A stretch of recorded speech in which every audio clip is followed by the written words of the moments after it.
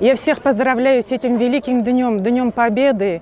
И свой велопробег я посвящаю всем тем, кто не вернулся с фронтов, не вернулся с войны. Мои дедушки, Гафуров Фатихович тоже служил. У него есть медаль за взятие Кенигсберга.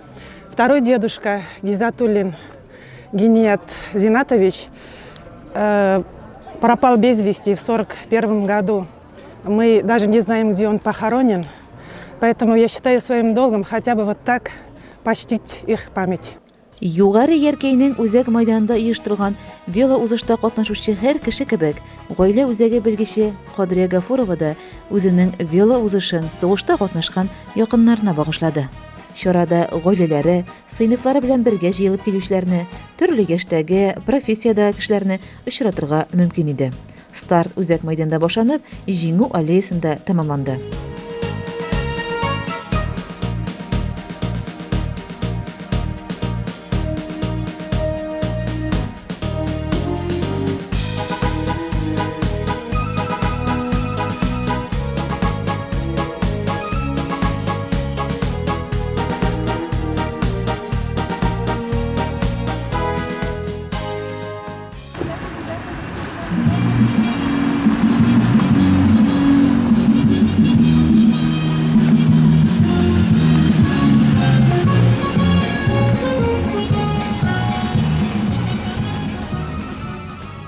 Аллеядагы һәйкәлләргә тере чәчәкләр салынды. Зур хөрмәт белән ветераннарыбыз искә алынды.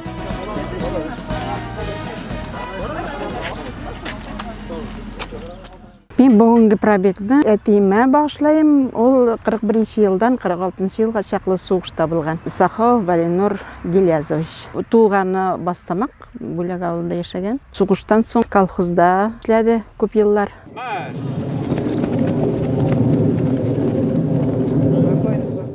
Югары Яркәйдәге үзәк стадионда бөек җиңү көне уңайыннан традицион ярышка әйләнгән бәйгеләрнең берсе.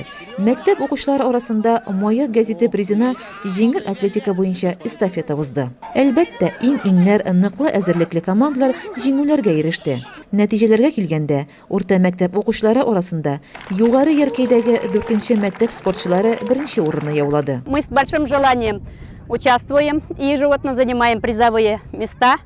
И в этом году подготовились очень хорошо с младшей командой. В составе у нас есть 6-классницы, есть 8-7-классники. И в итоге мы заняли свое желанное первое место, стали победителями.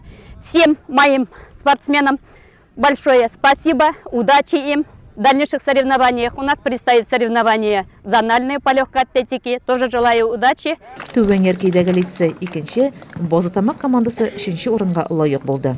Өлкән сыйныф укучылары арасында шулай ук Югары Яркәйдәге 4-нче мәктәп йөгерешчеләренә тиңләшүче булмады. Югары Яркәйдәге 1-нче гимназия белән Башкорт аграр технология колледжы 2-3-нче урыннарда. Биредә шулай волейбол, футбол уеннары, ГТО нормаларын, медальләрен тапшыру буенча чаралар оештырылды.